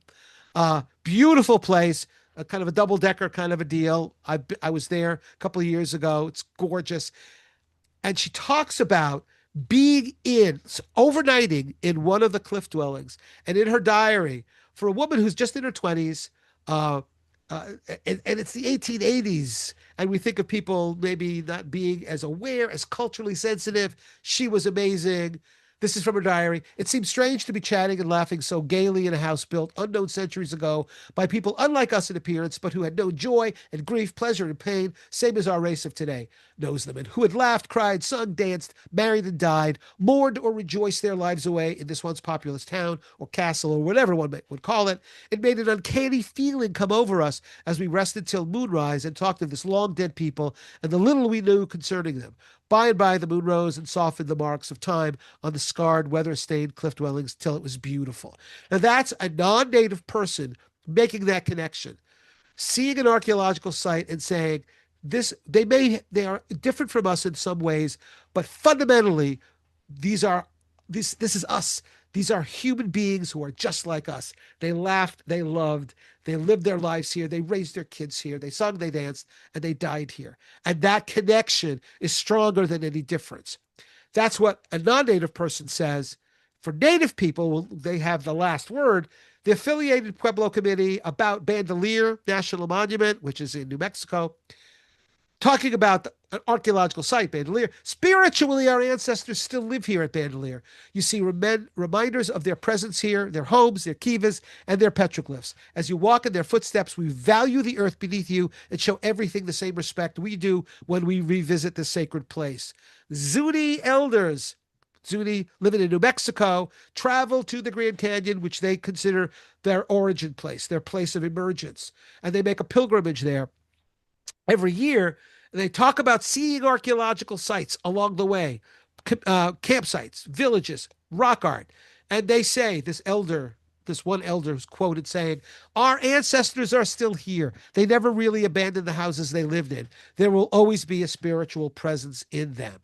And if, with all the fakes and the mysteries and the myths, all right, let's keep open minds, let's keep studying them. But the real important focus here, the lives of the native people who made the real archaeology that so impresses people and that so captivates us and deserves our preservation and protection. And I'm contractually obliged to point out that my newest book, published in the summer of 2025, Native America, the Story of the First Peoples, lots of input from Native folks. Its list price is $39 and it's on sale for half price at Princeton University Press. All right, if you're thinking, oh, Fader, you're shamelessly flogging your book. No, I'm very much ashamed. That's the end of my PowerPoint. And I'm going to stop sharing that. And I am back to answer all of your questions. And we're so thorough, maybe you don't have any questions, so that's okay too.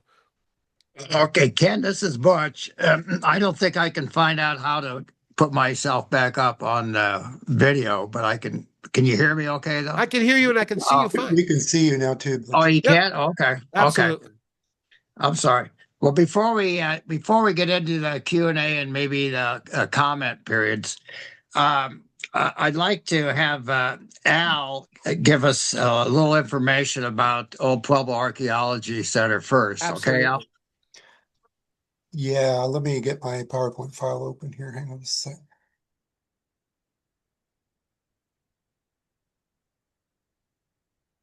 Well, Ken, let me just say, holy moly, how entertaining was this program? You know, well, your mute is on now, Ken.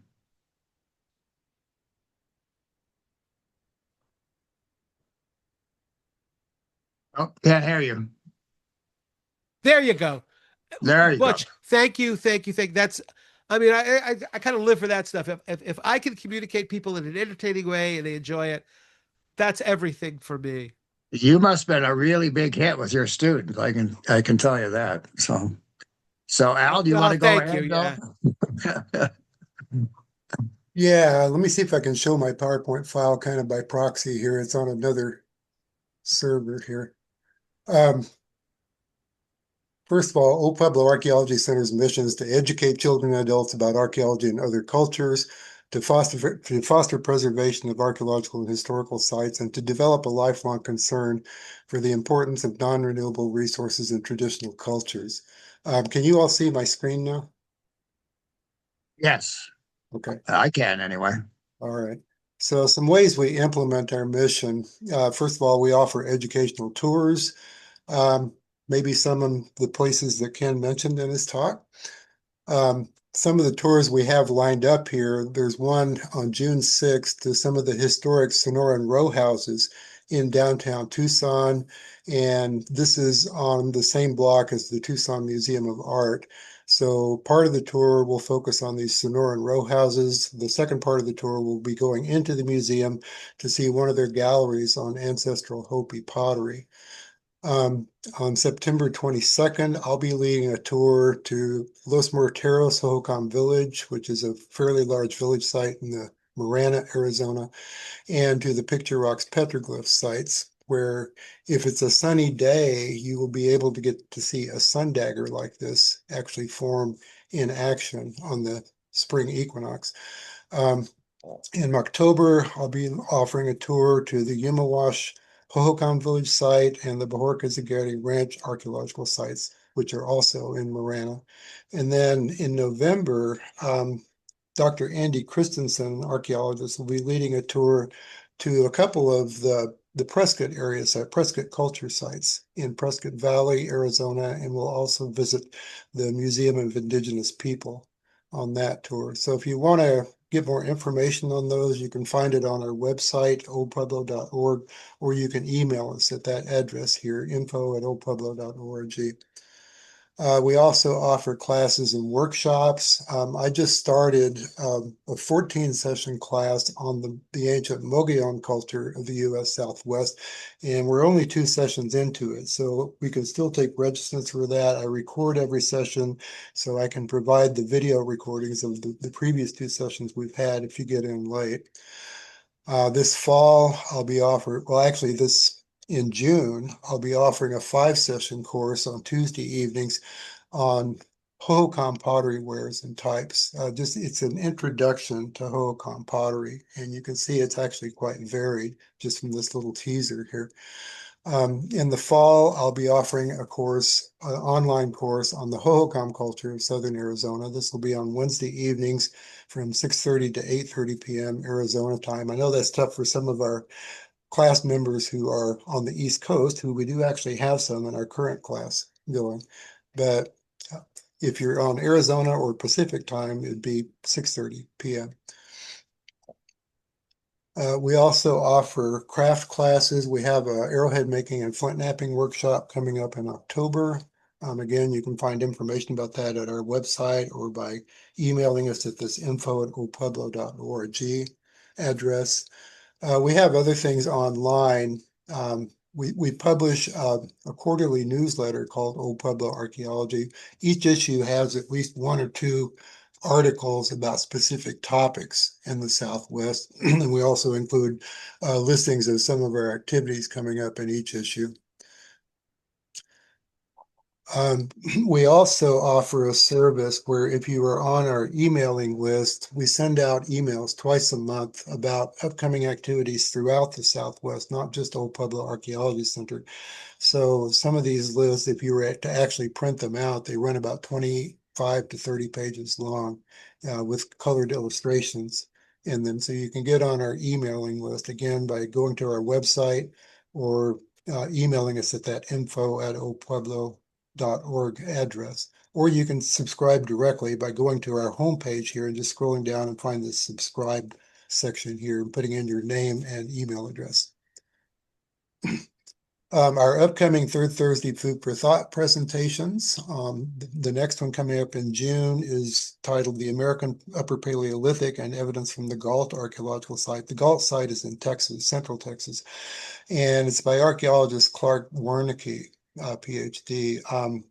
This one really shoots down the Clovis first idea of the earliest peoples in the Americas here. He provides clear evidence of many earlier sites in both North and South America where there's very good archaeological evidence for earlier people in the Americas. In July, Butch mentioned this in our introduction, The History and Future of America's Public Land by Walt Dabney. He's a retired National Park Service superintendent. And in August, archaeologist Aaron Wright will be giving a third Thursday presentation on indigenous trail networks and engineering of cultural landscapes in the Sonoran Desert. This is in the western Sonoran Desert around primarily the Gila Bend area, the lower Gila Valley.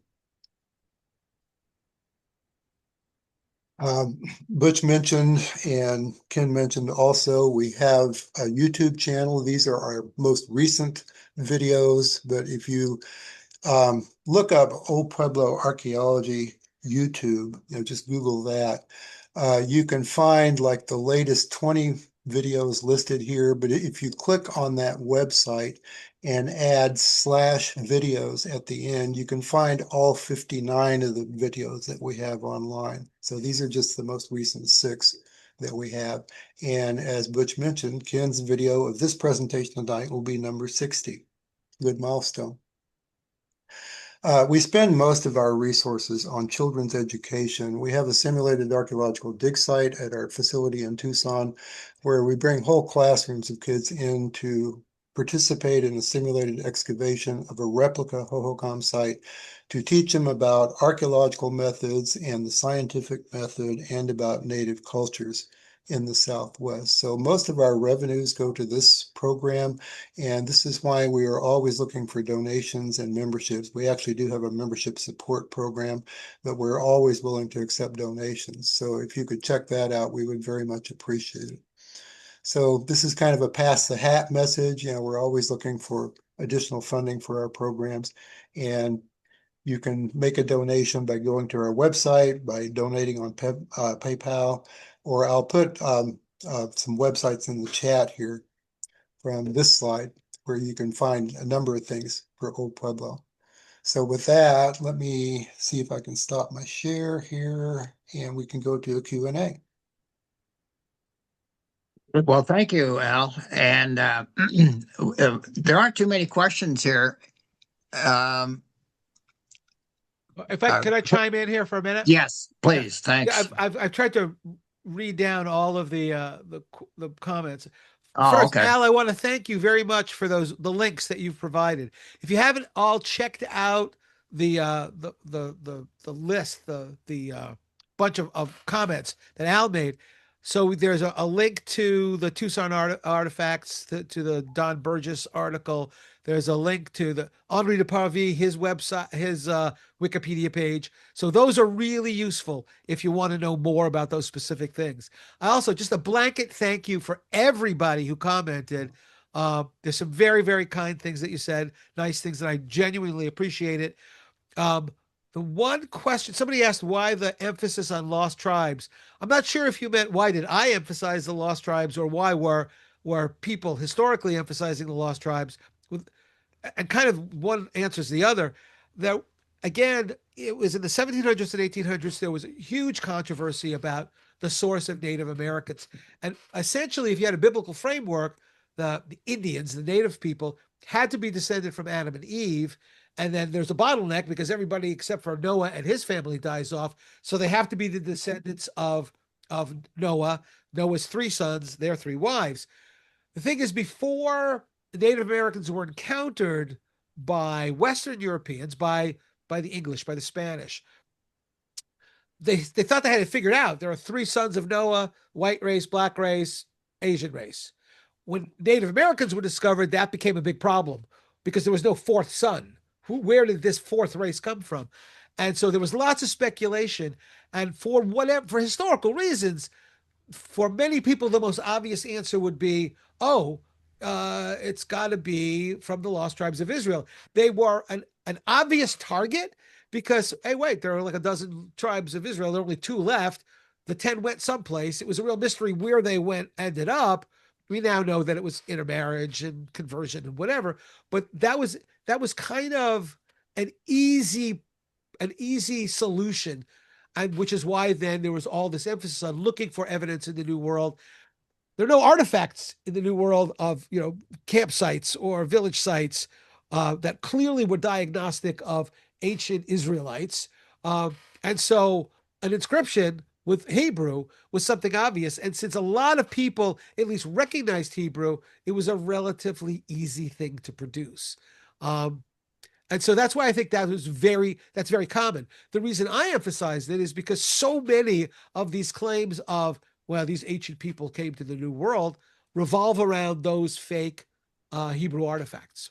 So, I'm kind of not stuck, but in order to reflect what history really shows, I dealt with 3 or 4 of those. Oh, and somebody else asked about if I because the Mormon, the Church of Latter-day Saints has a perspective on who Native Americans are, and in the Book of Mormon lays that all out. Generally speaking, I have had no great pushback from Mormons about anything, and of course I don't. I try not to offend anybody's religious sensibilities or offend everybody's. Maybe I'm an equal opportunity offender. But yes, I can only tell you what the archaeological record shows, and that's my emphasis and that's my focus. And yet, isn't it odds with some of what I understand to be understanding beliefs of the Mormon Church? Yeah, it's fine. All I can do is tell you what the archaeological record shows. And we can go from there, and we can all be happy and polite about it. It's fine. So now, first of all, I may run out of battery. I may actually end. So if I stop midstream, you'll know what happened. I know I've earned my honorarium if people are running out of battery on their laptops. Absolutely. Well, no. So I could carry on if you do, Butch. Yeah, I know. I certainly know that. Court said, could you comment on the conspiracy that Billy the Kid was shot by Pat Garrett actually, but did not die, but continues to live in Rama, New Mexico, under the name John Miller? What is he, like 120 years old at this point? There isn't, and I'm not an expert on that at all, but the deal here is there are a series of these conspiracy theories about, well, John Wilkes Booth, he wasn't shot in that barn. Now that didn't happen. Butch Cassidy and the Sundance Kid, no, that neither one of them died in Brazil. They all outlived, and yes, and Billy the Kid wasn't shot. And I'll see websites where people have seen there are photographs of this old guy and saying, well, look, if you look at the eyes and you look at the nose. I just don't have any opinions about those because I don't know enough about it. So if somebody does, I'd love to hear about it. Well, I don't. Now there's a comment from John about focusing on Dr. Fetter only, and I think we resolved that. Yeah, that's before we went to your screen share. So yeah. Let's get that one. So the court again, I was in Canton, Oklahoma last year and took a tour of the Three Corners area. I was told of Norse letters in a local cave. Reminded me of the Heavener stone. Yep, I've been there. Yeah. Did you want to say anything about that? I guess. Look, there are a number of runes. The most famous of the rune stones is the Kensington rune stone, and then there's the Heavener rune stone. But even at Heavener, there's something interesting at Heavener. Um, I'm not a runic expert. I'm an archaeologist, and there is a little bit of a rock shelter. The trail that you take from the parking lot to the rune stone, and then it brings you around to a rock shelter. And there's a beautiful sign there that has a bunch of ifs in it, a bunch of potential, which is, well, if the Norse were here and if they're responsible for the Heavener stone, the runes there, it's conceivable they would have had a settlement here under this rock shelter. And if we were to dig far enough, we might find any artifacts if they're actually here. So it's a bunch of contingencies where it was like, yeah. But a bunch of ifs don't add to artifacts. A bunch of ifs don't add to any certainty. So in the area around Heavener, in the area around the Kensington runestone, people have looked for, okay, if they wrote this, there would be a settlement. There would be an encampment. We would find, as we do, as archaeologists have in Newfoundland, we'd find direct evidence of a Norse presence pre-Columbus, before Columbus. At L'Anse Meadow, there's a ring-headed bronze pin. There are iron rivets. There's a soapstone spindle whorl where the soapstone isn't native. There are a couple of iron blooms there. So there's clear evidence of a Norse presence in Newfoundland around the year, we'll say AD 1000, a little before, a little after. Though that kind of evidence has never been found anywhere near Heavener, has never been found anywhere near the Kensington stone or the Yarmouth stone or a bunch of other rune stones. Now, because I'm not a runic expert, people can argue till they're blue in the face about, well, this letter here could be fake, but maybe this one is legit. Again, artifacts or it didn't happen. It's relatively easy. I'll tell you this. It's much easier to fabricate a one-off, that is a piece of rock with letters on it, than it is to falsify an entire archaeological site. Nobody can do that with any degree of validity. So since we don't have those, I will sit here as an archaeologist and say, cool hypotheses, interesting claims about Heavener, about the Kensington runestone. But those are hypotheses I put on my shelf because unless and until evidence is forthcoming, archaeological evidence, and again, I'm an archaeologist, that's the gold standard for me.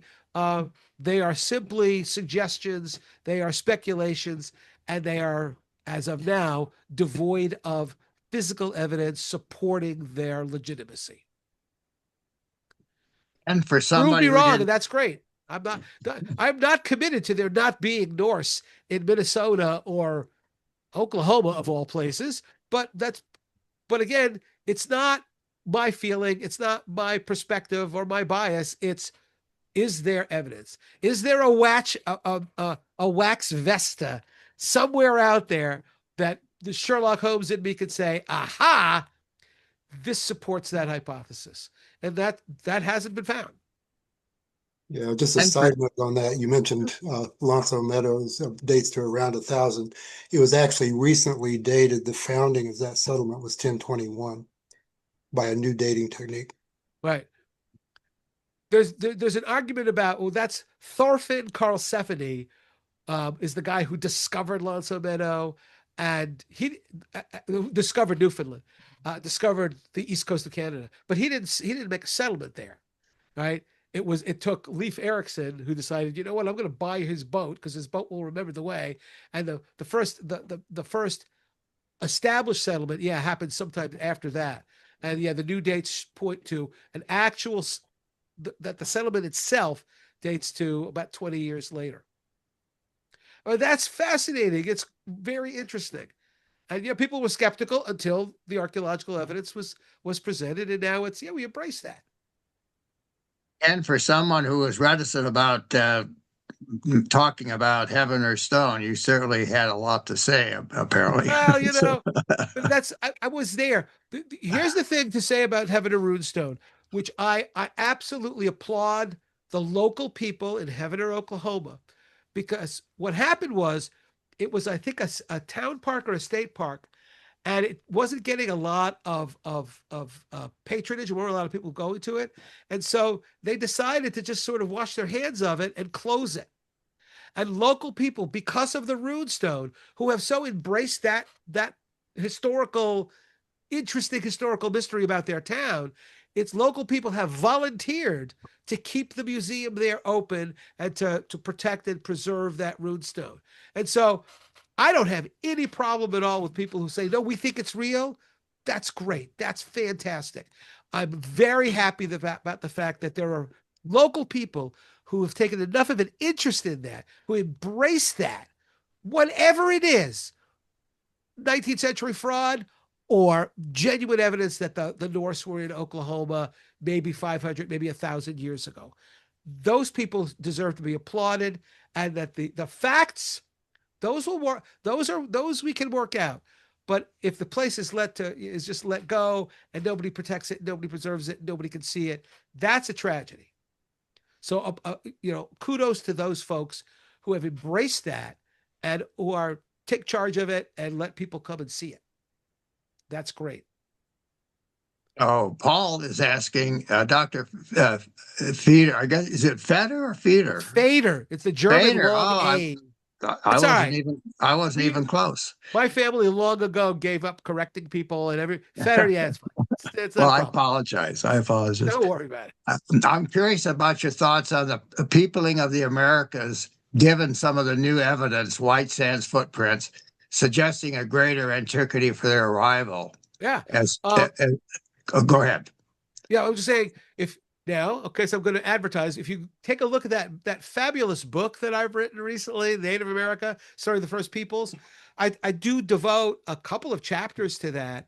And I think at this point, the recent hubbub about Monte Verde notwithstanding, yeah, the evidence is really clear. The Galt site is a perfect example. Deborah Freakin, also in Texas, pre-Clovis. Stratigraphically, there's stone tools stratigraphically under Clovis material. The white sands, when I first read about white sands, I was super skeptical. Those footprints don't look legit. And the dating, well, that's a marine, that's a species that grows underwater, and on and on and on. But that's the way science works. Somebody comes up with a new idea, a new claim. We're skeptical. We reassess. We suggest. It's peer reviewed, and all of the subsequent work done at White Sands shows that 20,000, 21,000 is the dating for those footprints. And of course, you're in New Mexico, so it takes time for people to get to New Mexico. Yeah, basically, I'm of the opinion that we've got to push the timeline back to probably 25, maybe 30,000 years ago. We do have a time limit, because if you look at Eastern Siberia, that's the source of the population, of the major source of the population, there are no sites there that are more than 40,000 years old. So if we're going to stick to that, if people are coming by coast or through the interior, they have to, if they're coming from someplace, the sites are not greater than 40,000. And coming down the coast and then moving inwards, the Cooper's Ferry site in Idaho is 16,000. Again, they don't parachute drop there, so we're going to take some time getting them there. I will not be surprised if ultimately the date's pushed back to something more in the range of 30,000. The genetics shows that as well, that it's more than 20, but much more than 30 is going to be a hard sell. But the idea here is, okay, we need more evidence, is always going to be appreciated. And that more evidence will either confirm what we already think, it will cause us to tweak what we already think, or conceivably it will overturn what we already think and we'll come up with a new paradigm. And that's great. That's the way science works. Scientists aren't out there saying, oh, we have to protect what we already know. At least most scientists aren't, and I'm certainly not. So when I was in grad school, Clovis was the thing, but there were all these outliers. And C. Vance Haynes, a great geologist, archaeogeologist, came up with it was skeptical and came up with a series of ways of testing those. And most of those sites, those claimed pre-Clovis sites, didn't pass muster.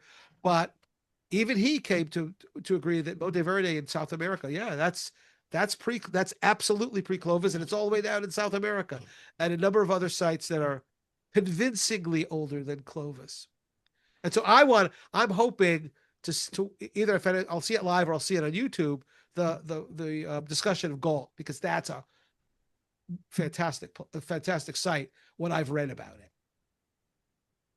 Danielle is asking, have you heard of the alleged Phoenician manuscript carving on a boulder in San Juan County, New Mexico? What's the Phoenician? Phoenician, yeah, that's what she says. Haven't heard of it. Haven't heard of it. Okay, well, Phoenician looks a lot like Hebrew, and so it's this whole complicated mess. I mean, the first thing you have to do is have epigraphers, have people who really know the language look at it, and then have geologists see if they can at least provide a relative date for it. But again, all right, are there any Phoenician sites with Phoenician artifacts found in New Mexico? Because that's the kind of evidence. People don't parachute drop in the middle of America, write a message, we were here, and then bug out. So they have to, if they were here, they lived here for a time, they left behind evidence of that. That's archaeological evidence. Always open to that, but the evidence has to date, there's no convincing evidence of that. I hope people have been watching or looking at the chat box as well. There are a lot of interesting comments and things being said there as well. I don't. Do they say after they don't? Do they go with the video, Al? They don't, do they? No, they don't. I will send the chat transcript to Ken after this, but let me go ahead and just point out a couple of those. You were talking about the Martians with 6 fingers. Yes. Rona, who's one of our previous presenters here and has an article in our most recent Old Pueblo Archaeology Bulletin issue. She says, thanks for correcting that person in Sedona. Yes, the Maya have a base 20 number system, as you said. And I can add that after working with living Mayan communities in Guatemala and Yucatan, they are utterly sick of hearing that they have connections with aliens. It's what there. See, one of the threads in pseudo-archaeology is the appropriation or theft of the accomplishments of native people by saying, "Oh no, they didn't build those; it was aliens."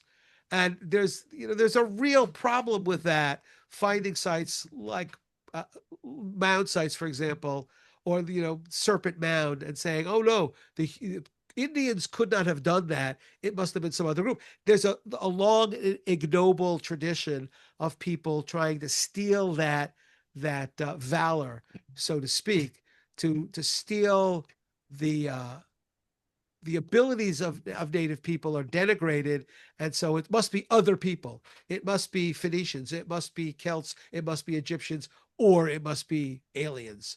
And that's but that was the mindset, in the 18th and early 19th century as well. For sure. That's what, to get it back to Eric von Daniken, and Butch mentioned von Daniken. It's like, if you go through his early works, you are hard pressed to find him pointing to any archaeological sites in Europe where he says the native people, the people living there, couldn't have done that. He never questions the ability of the Romans to have built the Colosseum. That's like a 50,000 seat stadium 2,000 years ago. No, that's okay. Von Daniken doesn't question that. Doesn't question the ability of the Greeks to have built the Parthenon, this amazing structure, but he questions the ability of the Maya to build pyramids. There's something not terribly subtle about the bias there. Yeah. I'm looking at a couple more comments in the chat here. One from David says, there's a whole industry that produces videos about ruins in Bolivia and Peru that were supposedly produced by extraterrestrials.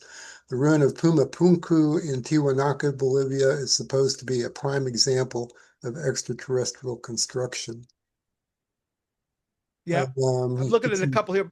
Michael Smith, if he's a Michael Smith I know, he's an archaeologist that is a Mesoamericanist, talks Uh, about people finding the Aztec homeland is in Arizona, uh, alien crashes, Confederate gold stashes. Yeah, I mean, it is. And I think that one of the challenges to us is that, look, most folks are not committed to these ideas. They find them interesting. And so it's our job to be kind about it, to be polite, to explain why an archaeologist would be skeptical of that claim, and mhm. to explain this is the kind of evidence that we would need to support it, but that evidence hasn't been presented, so we're not going to support that claim. It's the very rare correspondent that I get that is drops f-bombs in the email about what a moron I am and horrible and terrible things. My favorite email excoriating me, and this is a person I just didn't respond to. There was no point in my responding. He called me all kinds of names for not accepting ancient aliens or something, and then at the very end of his email, he says, "If you dare to respond, just be aware I use my mother's email address." And it's like, oh, okay, fine. I would show that to my students and say, look at this, I'm being cursed at by some 12-year-old. And my students would say, oh, Fader, you're so naive. That's a 40-year-old guy living in his mother's basement. Well, that's possible too. But yeah, I mean, I think our job is to be grateful that that people come to us and want us to share what we know. And if they disagree with us, that's fine. And as long as it's a polite conversation and people are really looking for evidence, that's fine. Yeah, we're not going to convince everybody. There are true believers, and they're not there for a conversation. They're not there for a dialogue. They're there for an argument, which is an old Monty Python bit. So I sometimes ask people, "Excuse me, did you pay for the $5 intro argument or the whole series?" They usually don't get that because not everybody's a Monty Python fan. But it's like, I, I think we all have better things to do with our time than to yell and scream at people. Uh, I'd rather speak at Old Pueblo who have an interest. They agree with me, disagree with me. It's all good. By the way, we lost Butch. He did lose power. He texted me and said he apologized for that. A couple of more chat comments here. One from Danielle. She says, I work out in New Mexico and we get a lot of people with different conspiracy Yeah. such fraudulent stories that go around here. An alien crash site, a Confederate gold stash, and I've heard of all these, and the aforementioned Phoenician script. It's very exciting when you get to interact with the public when you're in the field, and I totally Very exciting. agree. Yeah. Yeah. Um, The next question. one asks about the Blythe intaglios. Yeah, you want to Uh, go with that one? I've been there a couple of times. They are astonishing. I probably shouldn't say this because maybe it was illegal, but the last time I was there, a couple showed up. We were leaving, and I couldn't get any good pictures because I've got I was holding it up. I'm not particularly tall, and I can't get a picture of the full size of them. And this couple arrived with this really sweet drone setup, and they set up drones and shared pictures with me. I'm not sure if they're allowed to do that, to fly drones on public land. I don't know what the laws Yeah, are. you can actually get a license to do that. I know some Oh, people. okay. Yeah, And this is these. She's a professional drone operator, and that yeah, was great.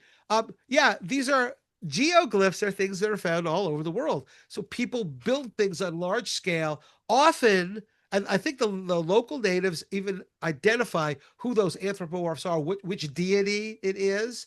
The local native people, and it's like, if you're going to have spirits and gods, you very often people put them up in the sky and they're looking down at these images, so it's a form of worship. It's a form of expressing what's sacred to them, and they're fabulous. They're spectacular, uh, and they're done either on scale models or just by kind of eyeballing it.